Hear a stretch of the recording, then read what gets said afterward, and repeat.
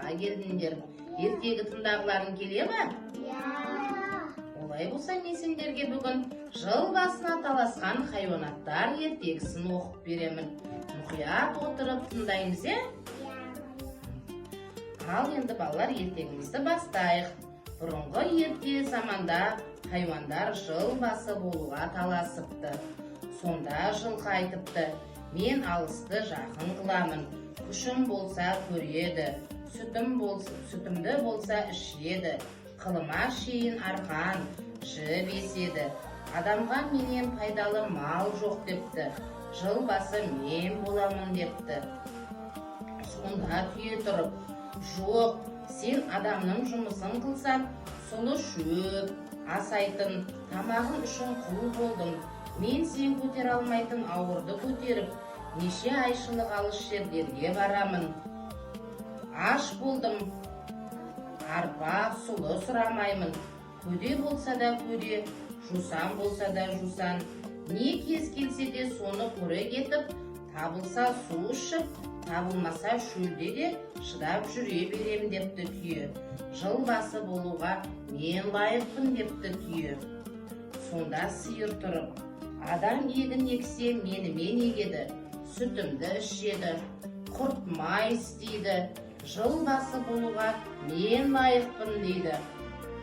Сонда қой тұрып: мә, мен болсам қазақ үйін немен жабар еді, жүнімді алып киіз басады, жабағымнан киім тігеді, арқан жіп еседі, сүтімнен құрт май алады, шаруаға менен пайдаларым жоқ, жыл басы мен болам депті қой.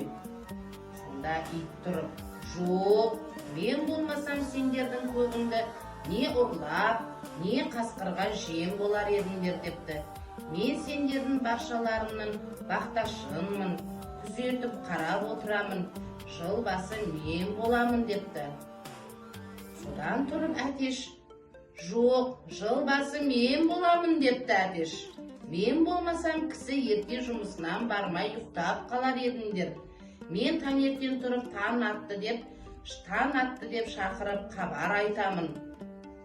Кеш болса жатар мезгіл болды деп тағы шақырамын дейді әтеш.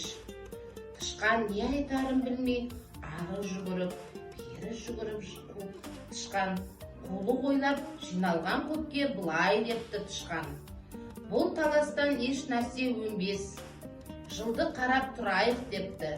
Кім бұрын жылды көрсе, сол жыл басы болады депті тышқан.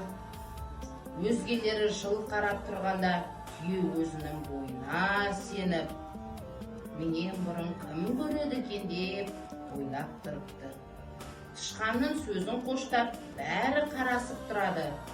Біраздан соң тышқан жорғалап түйенің үстіне шығып, өркешінің басына мінеді де отыра береді. Көп хайуан таласып: біз көреміз жыл басын деп тұрғанда, ең биікте отырған тышқанды көріп, еш нәрсе демепті. Сонан соң бәрінен тышқан бұрын көріп, хабар беріп, жыл басы болыпты. Түйе бойына сеніп, құр қалыпты. Балалар, ертегі сендерге ұнады ма? Ертегі не туралы екен, Әл-Фараби? Хайуанаттар туралы екен, Сонымен жыл басы кім болыпты? Тышқан болыпты, Жыл басы тышқан болыпты. Балалар, біздің жыл басына таласқан хайуанаттардың аттарын атайықшы. Қандай хайуанаттар көріп тұрсыңдар нерден? Мынау қандай хайуанат, балалар? Күшік, күшік. Мынау сиыр, мынау жылқы, мынау қой, мынау түйе. Тағы да қандай жыл басын көріп тұрсыңдар?